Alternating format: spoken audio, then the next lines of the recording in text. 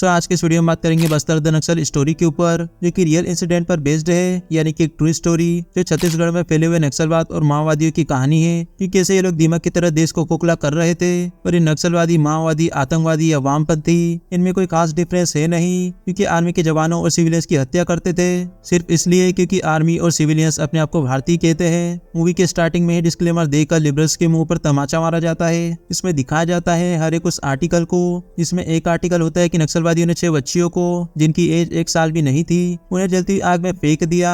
हमारे कई सारे जवान जो थक करके अपने कैंप में आराम कर रहे थे, उन जवानों पर गिदड़ी हमला करके नक्सलवादियों ने उनकी हत्या की। इसका आर्टिकल तो डिस्क्लेमर में दिखाया ही जाता है, साथ में मूवी में एक विजुअल एग्जाम्पल भी दिया गया है कि कितने ब्रूटली उन्होंने हमारे जवानों की हत्या की।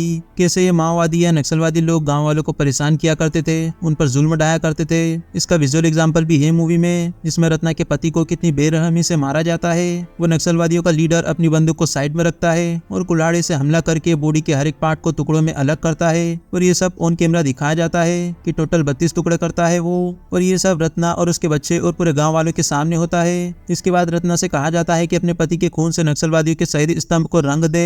ये चीज बिल्कुल ही सिमिलर लगती है कश्मीर फाइल्स से, जहाँ गिरजा टिक्कू के पति को मारकर उसके खून में रंगे हुए गेहूं खाने के लिए उसे कहा जाता है। Well, real life video footages भी अवेलेबल है, जिसमें नक्सलवादी गाँव वालों से पूछते हैं कि इसका क्या किया जाए, फिर उस हिसाब से प्रताड़ित किया जाता है सामने वाले को।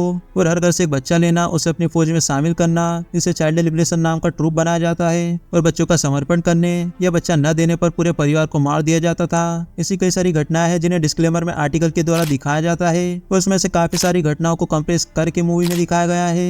मूवी में ये तक दिखाया है कि नक्सलवादी को फंड कहाँ से मिलता है और उन्हें हथियार कहाँ से मिलते हैं, कैसे पॉलिटिशियन इन्हें बचाने के लिए कोर्ट में चल रहे मुकदमे पर विराम लगा दिया करते थे।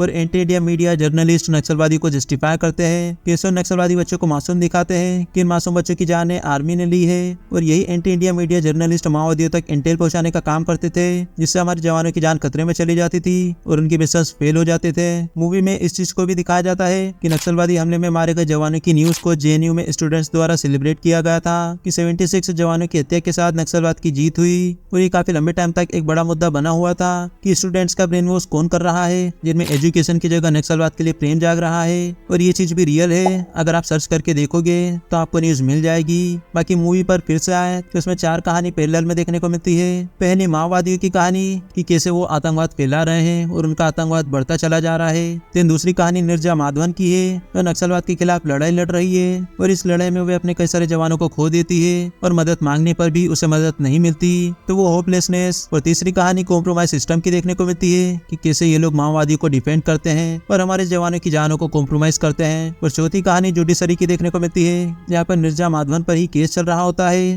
और नक्सलवादियों के खिलाफ मिले सबूतों को एविडेंस में काउंट नहीं किया जा रहा। और यहाँ पर एक और चीज देखने को मिलती है, सोफिस्टिकेटेड लॉयर और गवर्नमेंट लॉयर में कितना बड़ा डिफरेंस होता है कि सोफिस्टिकेटेड लॉयर कैसे पूरे कोर्ट में इंप्रेशन जमा देती है और एक सरकारी लॉयर परेशान है कि एविडेंस को एविडेंस काउंट नहीं किया जा रहा, तब वो क्या करे। सो ऐसे काफी सारे पहलू हैं मूवी में, जिसमें मेन कैरेक्टर लगता तो निर्जा माधवन का है, लेकिन ये भी फील होता है कि मेन कैरेक्टर रत्ना का कैरेक्टर है। खैर, मूवी में दोनों ही अपने बच्चों को खो देती है नक्सलवाद से लड़ रही लड़ाई में। सो मूवी के स्टार्टिंग में ही ट्रिब्यूट दिया जाता है कि ये मूवी डेडिकेटेड है मदर्स के लिए, जिन्होंने अपने बच्चों को खो दिया नक्सलवाद से लड़ रही लड़ाई में। बाकी मूवी की स्क्रिप्ट राइटिंग और डायलॉग तगड़े हैं, शब्दों का यूज सोच समझ कर किया गया है। इसमें कॉमरेड बोलकर भाईचारा दिखाया गया है और वर्ल्ड इज फ्लैट बोलकर इसे एक जोक की तरह यूज किया गया। बाकी मूवी की पेसिंग फर्स्ट हाफ में स्लो है तो सेकेंड हाफ में काफी फास्ट और क्लाइमैक्स काफी मेस्ड अप लगता है। चीजें जा किधर रही है समझ ही नहीं आता। लेकिन दूसरे पॉइंट ऑफ व्यू से देखा जाए तो बॉलीवुड की मूवीज में जो कॉमन एंडिंग देखने को मिलती है, एक मासी एंडिंग बढ़िया से हीरोइक बेटल के साथ, तो वैसा कुछ भी नहीं है इस मूवी में। एंडिंग एकदम रो एंड रूटेड है, बिल्कुल लाइफ पाथ की तरह कि आपका लाइफ पाथ कहीं भी जा सकता है, वैसे ही मूवी की एंडिंग जा रही होती है। फिर ये कोई प्रोपेगेंडा मूवी नहीं है, क्योंकि इसमें ना तो हिंदू मुस्लिम किया गया है, न ही बीजेपी या कांग्रेस। और पूर्व प्रधानमंत्री मनमोहन सिंह ने भी ये बात कह दी थी कि नक्सलवाद सबसे बड़ा खतरा है भारत के लिए। और पिछले 10 वर्षों में नक्सलवाद काफी हद तक कम हो चुका है। और अगर आप नक्सलवादियों के बारे में पढ़ेंगे, रिसर्च करेंगे, तो आपको काफी हैरान कर देने वाली बातें पता चलेगी। मूवी में तो काफी कम ही दिखाया चीजों को, बाकी बस्तर के लोगों पर जो बीती है उनकी तो वो ही जानते हैं। और मूवी के राइटर डायरेक्टर वही है केरला स्टोरी वाले, जिनका कहना है कि उन्होंने नक्सलवादियों को करीब से देखा है, ये उनकी आप बीती कहानी में से एक है। और मूवी को प्रोपेगेंडा कहने वालों के लिए उनका जवाब है कि उनका एजेंडा है सच को दिखाने के लिए। बाकी मूवी R-rated है, जिससे खून खराबा नहीं देखा जाता, वो अपने साथ किसी को लेकर चले।